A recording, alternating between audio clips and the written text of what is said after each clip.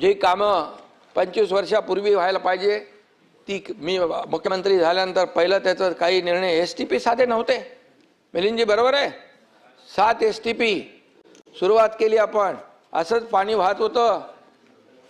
बंटीजी प्रदूषित पाणी समुद्रात, तिथं आता STPचं काम 1-1.5 वर्षामध्ये STP तयार होतील. समुद्रामध्ये जाणारा प्रत्येक थेंब हा ट्रीटमेंट होऊन जाणार आहे. हे का करू शकले नाहीत? आज खड्ड्यांचा प्रवास का केला 25 वर्ष लोकांनी? का अपघात झाले, का मृत्यू झाले, याचा लेखाजोखा कोण मांडणार, याचा हिशोब कोण देणार? आणि म्हणून कॉन्क्रीटचे रस्ते देखील आम्ही या ठिकाणी केलेले आहेत. मिठी नदीच्या गाळामधलं मिठी नदी तर एकदमच फेमस आहे आणि त्याच्यामध्ये देखील करोडो रुपये गेले गाळामध्ये. पण ते काय मिठी नदी आता ती आपण साफ करतोय. आणि म्हणा ते काय कोण तो काय दिनू काय कोण आहे हा गणपती बाप्पा मोर्या बोलायचा नाही, काम द्यायचं दिनू मोर्याला. आता दिनू कहा गया पता नाही मुझे. आणि सभापती महोदय, सांगण्याचं तात्पर्य आहे की जे आता दोष देत आहेत याच्या पाठीमागे जबाबदार कोण? आणि म्हणून सभापती महोदय, महाराष्ट्र कर्नाटक सीमेवर देखील अनेक मराठी बांधवांनी आपलं रक्त सांडलं. याच कर्नाटकच्या महाराष्ट्रद्रोही परवा सीमावासी आले होते. आपण होते ना, सीमावासी आले, काय व्यथा सांगत होते? झोडपतात, बोर्ड लावून देत नाही, मराठी कागदपत्र देत नाहीत, कोणाला येऊन देत नाहीत. काय चाललंय?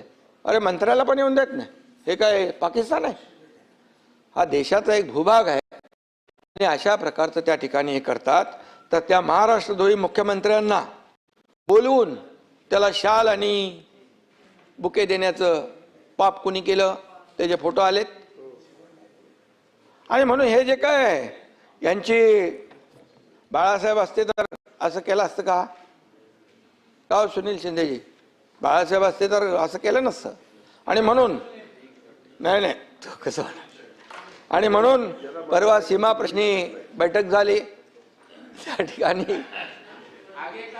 तुम्ही वैयक्तिक कोणी आपल्याला घेऊ नका आपल्यावर.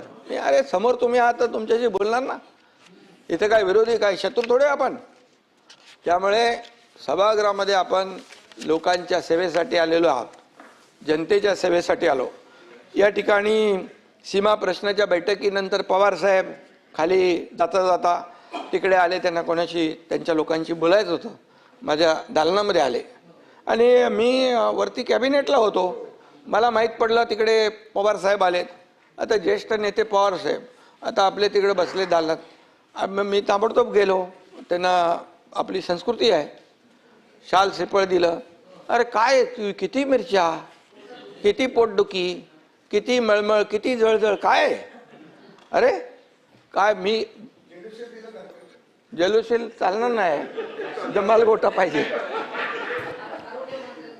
आरोग्य मंत्री हे बघ तुझं आता काय एवढं, आता इतक्या वर्ष 4 वर्ष झालेत, ते काय तर द्या त्यांना इलाज. 50 वेळा सभापती महोदय मुख्यमंत्री देवेंद्रजींकडून जाऊन त्यांना बुके देऊन लोटांगण घालून सगळं भेटतात. आम्ही कधी देवेंद्रजींनाही विचारलं नाही आणि देवेंद्रजींनी देखील मला विचारलं नाही. आमच्या दोघांना एकमेकावर विश्वास आहे.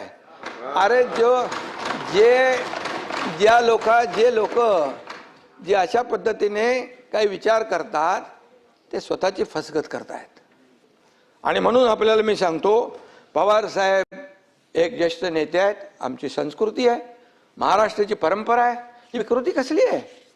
काय घाणेरडं, ही आपली संस्कार परंपरा आहे. किती खालच्या थरावर बोलणार तुम्ही? किती खालच्या थरावर? जेवढे खालच्या थरावर बोलाल तेवढे खाली खाली खाली खाली खड्ड्यात उतरत जाणार. आणि म्हणून आपलाच खड्डा होताय. आणि म्हणून मी आपल्याला एवढं सांगतो, देवेंद्रजी आणि आम्ही आमच्यामध्ये किती काही तुम्ही काय प्रयत्न काड्या घालायचा प्रयत्न केला तरी काय होणार नाही. अरे आमचा अजेंडा काय आहे? या महाराष्ट्राला पुढे नेणं, या महाराष्ट्राला करणं, या महाराष्ट्राची प्रगती करणं, या सर्वसामान्य लोकांच्या आयुष्यामध्ये चांगले दिवस आणणं हे आमचं आहे. आणि म्हणून मी सांगतो, हम वो नहीं जो दिल तोड़ देंगे, हम वो नहीं जो दिल तोड़ देंगे, थाम कर हाथ फिर साथ छोड़ देंगे।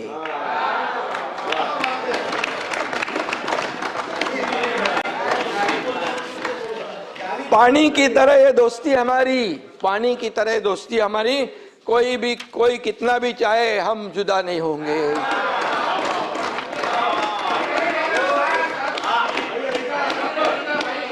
अरे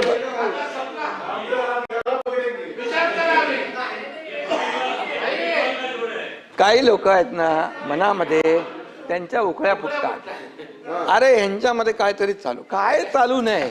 आम्ही रोज एकमेकांशी बोलतो, एकमेकांशी संपर्क असतो आमचा, कुठे काय झालंय, कुठे काय करायचंय, हे सगळं आहे.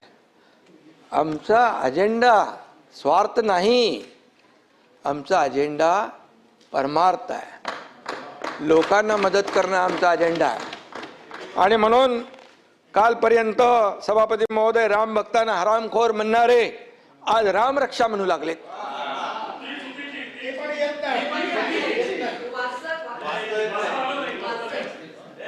श्रीकांतनी एका दमात बोलून टाकलं होतं हनुमान चालीसा, सत्ता असताना दाम आणि सत्ता गेली की राम. सत्ता असताना दाम, सत्ता गेली की राम, असं हा प्रकार आहे. आणि म्हणून कर्माची मिळाली शिक्षा म्हणून आठवली रामरक्षा. आता तुम्ही काय करणार सभापती महोदय? काहींनी नवा शोध लावलाय की हनुमानाने मशालीने लंका जाळली. हनुमानाने भाई मशालीने लंका जाळली. त्यांच्या पक्षाची निशाणी जर लायटर असती, लायटरने लंका जाळली.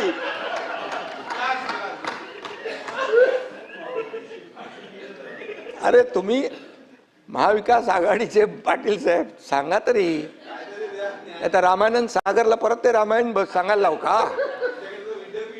अरे याच्यामध्ये अंबादास एकदम त्याला पूर्ण इतिहास माहित आहे. आणि म्हणून काय बोलतील याचा नेम नाही. आणि मी नेहमी सांगतो, जो राम का नहीं वो किसी काम का नहीं. आता त्यांना कळलंय आणि म्हणून ही उपरती सुचलेली आहे. आणि म्हणून हनुमान चालीसा म्हणणाऱ्या आमदार खासदारांना जेलमध्ये कोणी टाकलं? आणि म्हणून मी सांगतो, आपल्याला देखील नावं घेत नाही मी, तुम्हाला उगाच नोटीस बिटीस घ्यायला नको. हा संध्याकाळी विचारणं होईल कसं जाऊ घेतलं तुमचं. नहीं म्हणजे ऐसे लोगों से रखना दूरी जिनके मुंह में राम और बगल में छुरी. इसलिए मैं बता रहा हूं. सही है, सही है. अयोध्येमध्ये राम मंदिरामध्ये जे झालं